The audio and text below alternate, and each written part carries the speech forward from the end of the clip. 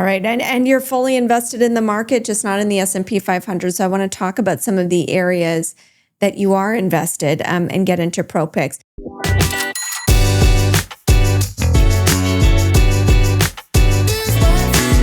Pro Picks is brought to you by ATB Financial. With over $100 billion in assets, ATB Financial is powering possibilities for more than 843,000 financial services clients. ATB Cormark Capital Markets is a leading North American investment firm providing holistic corporate and capital markets advice and full-service financial solutions.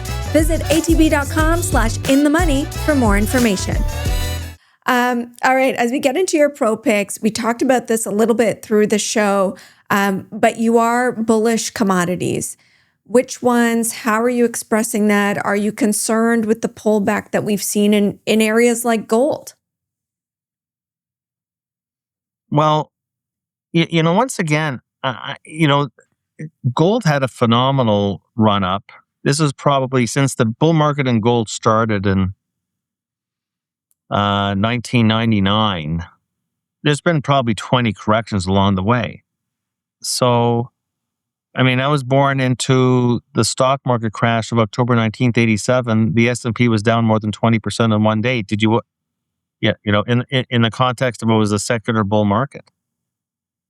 So, no, I don't get emotional over, oh my God, the price is down from its peak. The thesis has to change for me to change my view, okay? And it's not, believe me, I don't look at see why are things happening the way they're happening. I do that every single day. I write about it every day. But I don't let the price push me around in either direction. My thesis has to change for me to change my views. So yes, I like gold. I like the gold miners, especially now. The gold's actually gone down like about 20%. And we trimmed our positioning, but never went to zero. Mm-hmm. And now we're adding again. Yeah. I like the base metals. I like the ag. I like energy infrastructure. I like rare earths. I like material, and I would express it in a diversified way.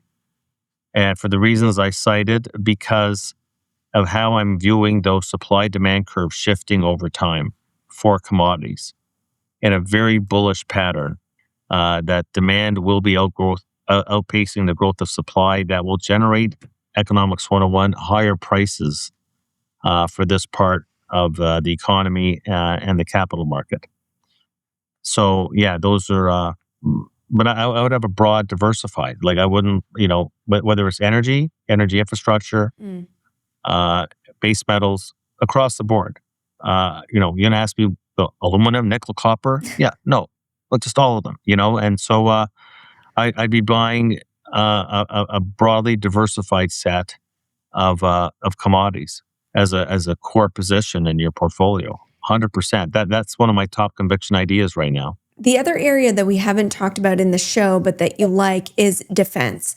And we know that governments around the world are spending on this area. I think it's interesting that since the war began, the defense sector has actually pulled back.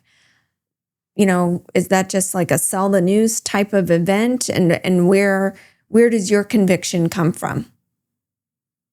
Well, my conviction comes from the fact that, look, you had a lot of margin calls. Don't forget, we went through that period in March where things got really ugly. So people were selling their winners. They were selling their gold. They were selling their defense. There was margin calls being met. We had a, you're talking to me right now about, look how great the market's doing. Well, I got news for you. If we were talking in March, you wouldn't be waving the pom-poms from the sidelines, That was a pretty frightening period. We didn't know what the war with Iran was gonna look like. We did, what's Trump gonna do next? So, defense budgets are going up around the world. The order books are brimming. This is one of the ways I like to play technology, because defense is basically is tech. Cyber is part of that group. If you're taking a look at, they call it Silicon Valley, right? Silicon Valley. Well, a lot of Silicon Valley were former engineers and scientists that worked for the Pentagon. That when after we had the Berlin Wall fall and we had the Soviet Union collapse, it created a big decline in defense spending under Bill Clinton. So a lot of these people that built Silicon Valley were actually former government employees at the Pentagon. That the internet, people think the internet was like something brand spanking new, Netscape going public 1995. People don't realize that the internet was alive and well at the Pentagon.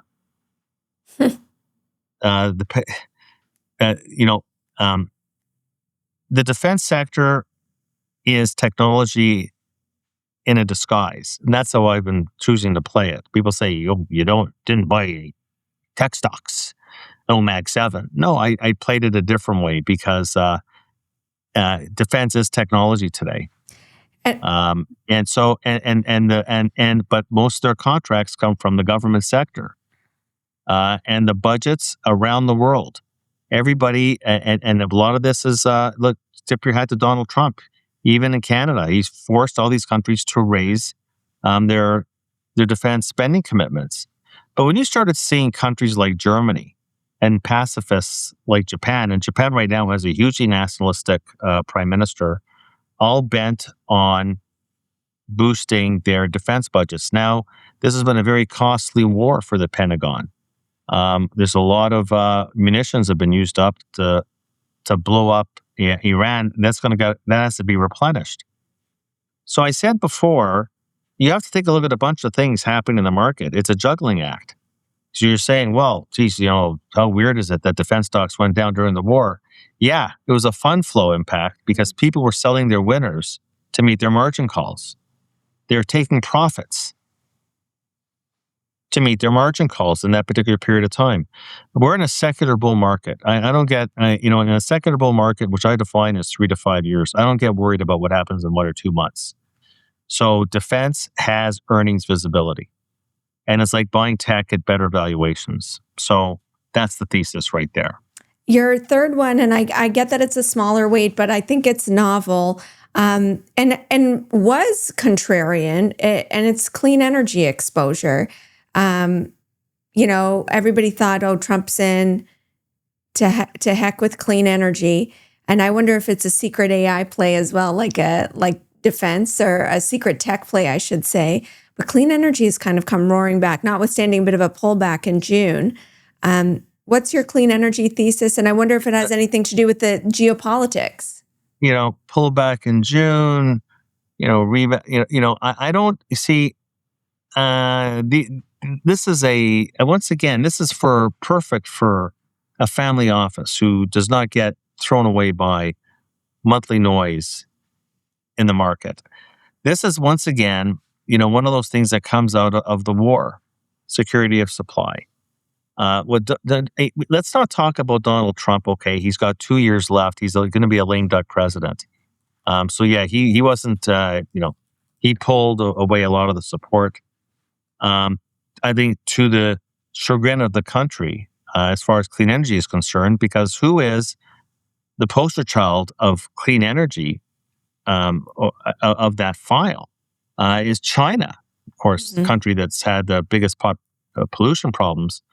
They're so far ahead on clean energy, and that's one of the reasons why their economy didn't really get clipped, during this U.S.-Iran war. Now, part of it is that they did build up a lot of oil inventory on the import side ahead of time, but I think half their energy needs now are being absorbed by clean energy, and now you're finding other Asian countries are following that roadmap. We know that Europe is as well.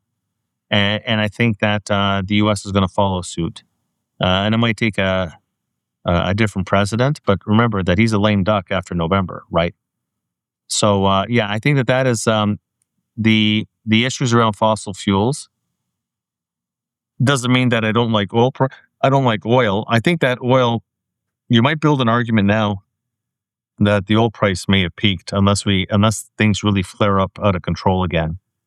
But I think this miserable memory of what's happened the past couple of months is a message to every country in the world to diversify away from traditional fossil fuel and oil and into clean energy, which is not going to be impaired by any rogue country using a waterway as a war weapon.